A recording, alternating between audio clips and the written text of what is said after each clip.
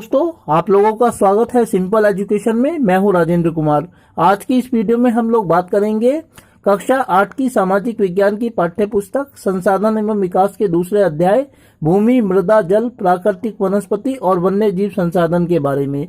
दोस्तों, यह इस अध्याय की दूसरी वीडियो है। पहली वाली वीडियो यदि आपने नहीं देखी है तो आप उस वीडियो को देख लीजिएगा। मैं उस वीडियो का लिंक इस वीडियो के डिस्क्रिप्शन में डाल दूंगा। उस वीडियो में हमने भूमि के बारे में बात की थी और आज की इस दूसरी वीडियो में हम लोग बात करेंगे जल अर्थात पानी के बारे में। दोस्तों, बिना वक्त जाया किए हुए हम अपना अध्ययन आरंभ करते हैं। लेकिन वीडियो को शुरू करने से पहले मैं आपसे अनुरोध करना चाहूंगा कि आप वीडियो को शुरू से लेकर अंत तक देखें ताकि आप इस वीडियो के कंटेंट को अच्छी तरह समझ सकें। दोस्तों, जल एक महत्वपूर्ण प्राकृतिक संसाधन है और हमारी पृथ्वी पर लगभग 71% हिस्सा जल है। यदि हम अपनी पृथ्वी को दो भागों में बांट दें, जल और स्थल में, तो हम पाते हैं कि पृथ्वी पर लगभग 71% हिस्सा जल का है और यह हिस्सा पृथ्वी का जो पृष्ठीय भाग है उसके 3/4 के बराबर है। हमारी पृथ्वी ही एकमात्र ऐसा ग्रह है जहां जल पाया जाता है और यदि हम अंतरिक्ष से अपनी पृथ्वी को देखें तो हम पाते हैं कि पृथ्वी पर जल की इतनी उपलब्धता के कारण हमारी पृथ्वी नीले रंग की दिखाई देती है। इसीलिए पृथ्वी को प्राय नीला ग्रह कहा जाता है।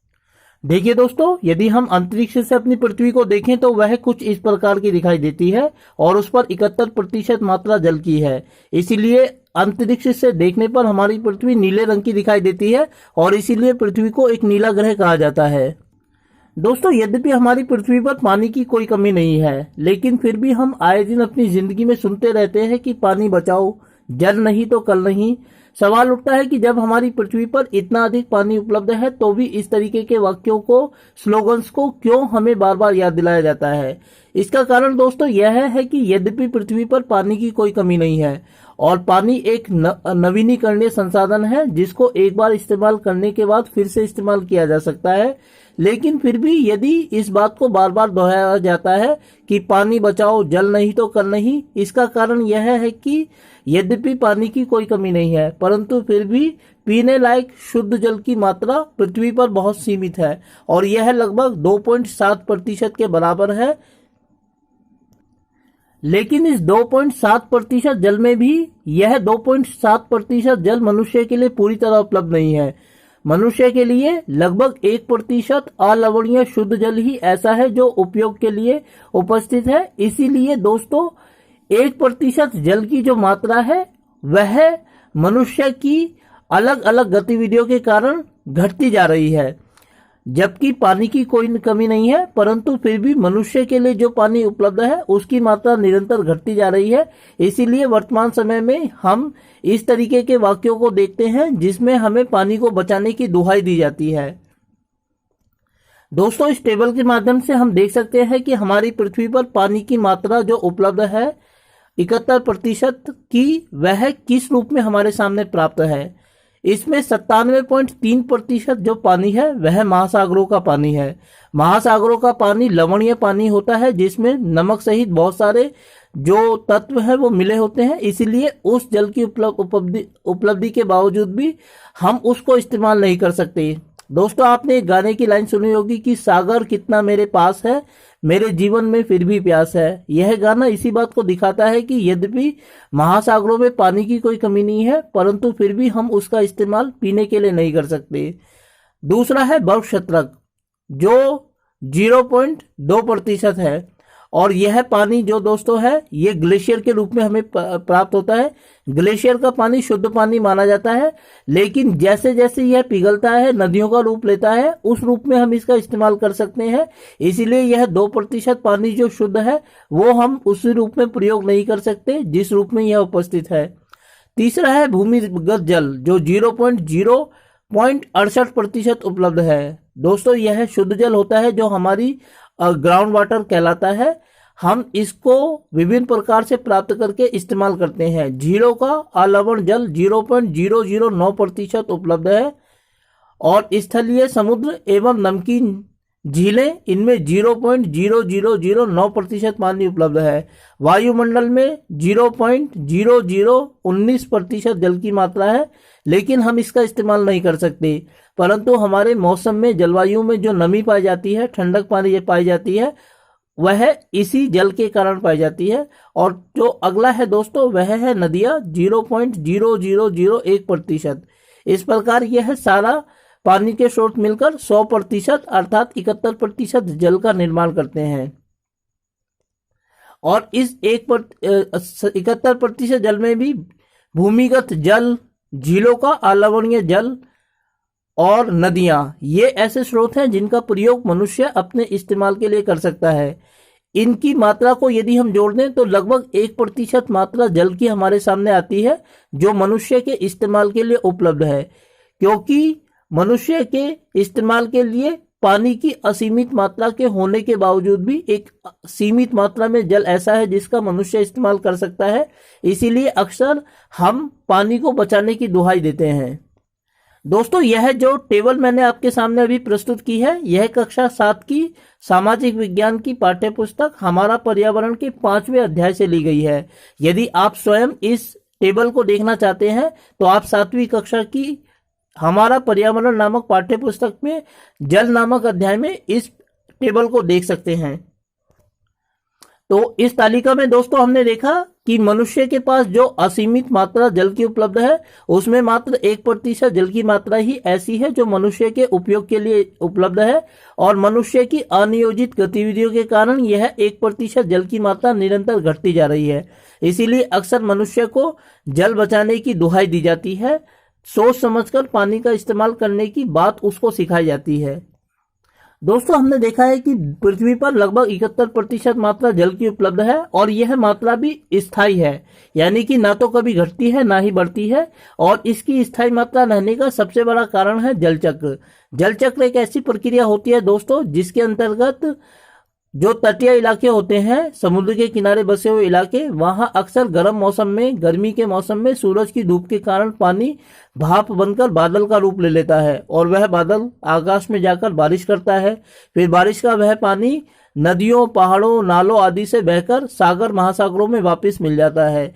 इस प्रक्रिया को जल चक्र कहा जाता है। गर्मियों के मौसम में अक्सर यह प्रक्रिया बार बार दोहराई जाती है प्राकृतिक रूप से तटीय इलाकों में। इसी जल चक्र के कारण पृथ्वी पर जल की मात्रा स्थायी तौर पर बरकरार है, जो ना तो कभी घटती है और ना ही कभी बढ़ती है। चलिए दोस्तों, आगे बढ़ते हैं और देखते हैं आगे के बिंदुओं को। दोस्तों, अगला बिंदु है जल उपलब्धता की समस्याएं। अभी हमने देखा है कि हमारी पृथ्वी पर जल की कोई कमी नहीं है और पानी इतना असीमित मात्रा में उपलब्ध है कि बार बार इस्तेमाल करने के बावजूद भी यह खत्म नहीं हो सकता। परंतु फिर भी वह पानी जो मनुष्य के लिए वास्तव में उपलब्ध है, जिसका मनुष्य इस्तेमाल कर सकता है, उसकी मात्रा बेहद सीमित है और वह लगभग 1% के बराबर है। लेकिन दोस्तों, 1% जल की जो मात्रा मनुष्य के इस्तेमाल के लिए उपलब्ध है, वह भी समान रूप से सभी लोगों के लिए उपलब्ध नहीं है।